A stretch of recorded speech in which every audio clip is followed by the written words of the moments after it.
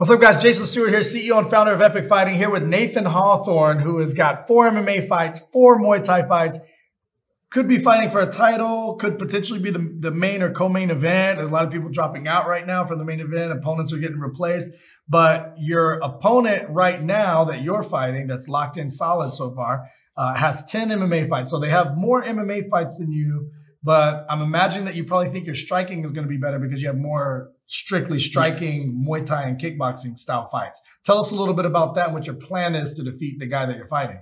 So like I always say, my plan to go in there is sprawl and brawl. Sprawl and brawl, keep your feet, make it exciting fight. You know, I want to look for the knockout, always looking for the finish. MMA, I'm 100% finishing rate, but no, 100% finishing rate. So how important is it for you to win the fight versus have an exciting fight?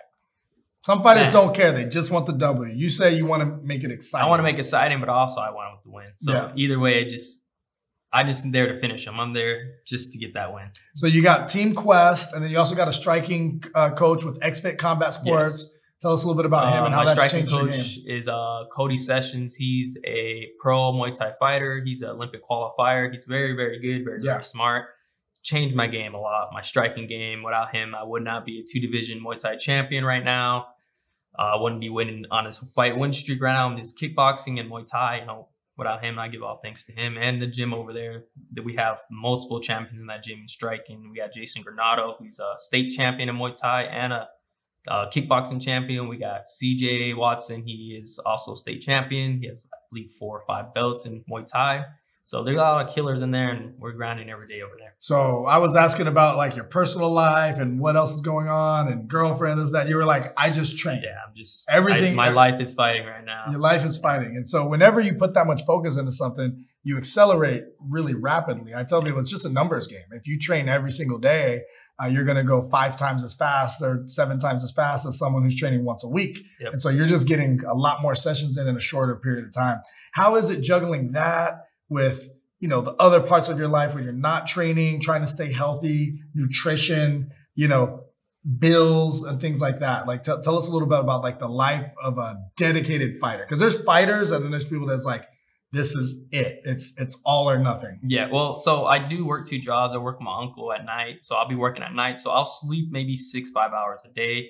I'll wake up, I'll go for a run. I'll train maybe 3 times a day, but you know, bills come up and you got to work. Yeah. I also work at a casino. I'm a blackjack dealer or a casino dealer.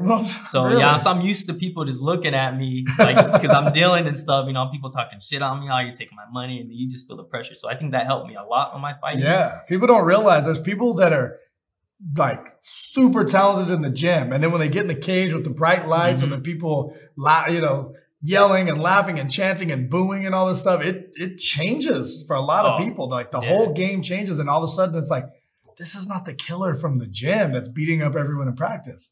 Some people it's the other way around. Yeah, it is. Some people flips the switch and they're like, it's go time. Yeah. Yeah, like my biggest thing was, being in front of the people when I'm working, like I'm working 8 hours a day, just people just looking at me. And, you know, you just get used to it. Yeah, so I'm just used to when I go out there, just another day to me, another day. I don't even recognize anybody out there. I'm just in there. I see my opponents. Got to do what I got to do. Locked in. That's amazing.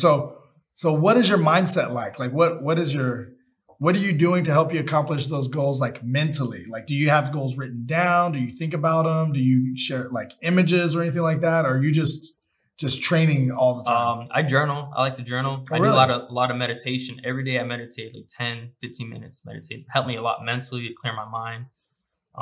That's huge. Yeah, a lot. For a guy working 2 jobs and trying to train 3 times a day, to be able to stop. First of all, the quote goes, I recommend you meditate every day for 20 minutes. Unless you absolutely don't have the time, then I recommend you meditate for an hour.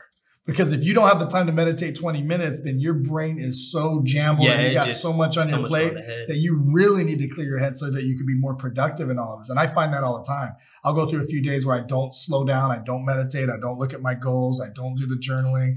And then it's just like busy. And then I stop and do it. And all of a sudden it's just like flow. When the flow state, more productive.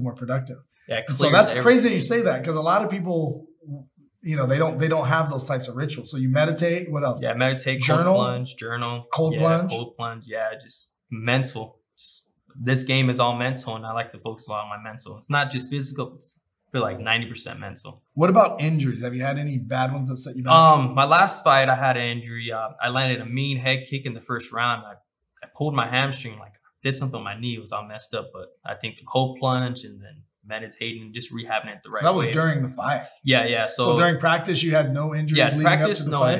injuries. But yeah, I had to take. You're training smart because most of the injuries for most of these fighters come in practice. Yeah, they say the fight was like, whatever, you get a little cut or some bruises or stuff, but they're usually going into the fight injured, and that's why I tell people if you can, it's kind of this thing like, well, he's training 100% and I'm training 100%, so it's whoever's injured less, or we're both going to be injured anyway, so it's whoever trains harder. Mm-hmm. But there's also this thing that was like, if they got 2 or 3 injuries and you have none, even if they did train at 100%, which is hard to do with injuries, but even if their cardio and everything's on point, whatever, if you're 100% healthy, sometimes that's the advantage. Yeah. You know what I mean? Yeah, that's why and it's hard to balance that. Yeah. It's like train harder, but don't get hurt. Mm-hmm, exactly. So my striking, my striking coach, he implements, I spar almost every day. Really? I spar every day, but it's a smart sparring. It's a smart sparring. More of a flow sparring. We're not in there trying to take each other's heads off. We'll hit the body a little hard, but like we're not cracking each other. It's a good flow sparring. I had a coach tell me, Coach Meckling, he said, when you look at Muay Thai fighters, in Thailand, the Muay Thai fighters, that's their country's national sport. And they're like, they don't spar at practice really. They go over drills, they flow, they do all these types of things. He said they fight so often. They have a fight every week, sometimes twice a week. It's I don't know how they do it, man. The fight is the sparring. Like we don't need to be beating ourselves up in here and then be beat up when we go to do our actual fight. And so that was pretty interesting. But a lot of the American gyms are really big, or just sports in general. Like we're known for it in the Olympics and stuff too, to where we go really hard versus like a lot of other countries, like the Russians. I hear that the wrestling team will just spend a lot of time going at it, but not at 100%. It's 50%, like refining the skills and stuff. Yeah, I mean, there's a time and place for hard sparring. Yeah, for sure. But maybe not too much. You don't want to mess up your brain. I've seen so many people do that. They get knocked out in practice. It's like, well, now it's real dangerous to take the fight. Or you get this big black eye or a bloody nose, and it's like, you're coming in pretty beat up. So I used to be that guy with that mindset, like go hard or go home and just go harder than the other guy. And now I'm a little more like survive for another day. Like I used to go to the gym and I'd be so sore that I couldn't move that muscle for a week. But now it's like, I can move that same muscle tomorrow, even if it's a little bit tender. Like, you do a chest workout, I can still do push-ups tomorrow. Like consistency, build it up. Yeah, consistency. Don't overstress your body. I always say that consistency is key. Consistency, you go hard one day and then you can't go the next day, and it's like you're missing out on a day. It's another day to improve yourself. Exactly. Exactly. George St. Pierre's opponent said that. All right. You think you're gonna make it out of the first round, or you think you're knocking your opponent out in the first round? He's tough. He's a tough guy. 10 MMA fights. 10 MMA. He got the experience from the cage, but I do got the experience in striking. How do you picture it ending?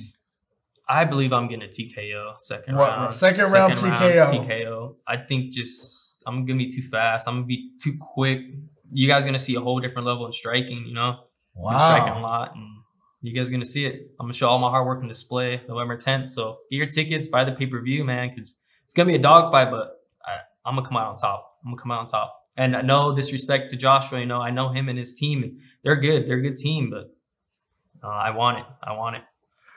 We love to see it. Epic Fighting, November 10th, epicfighting.com. You can also order the pay-per-view if you can't make it to the fights. But if you can make it to the fights, definitely do that. Get a hotel there. Don't drink and drive. We'll see you November 10th, 7 o'clock. Cool. Thank you.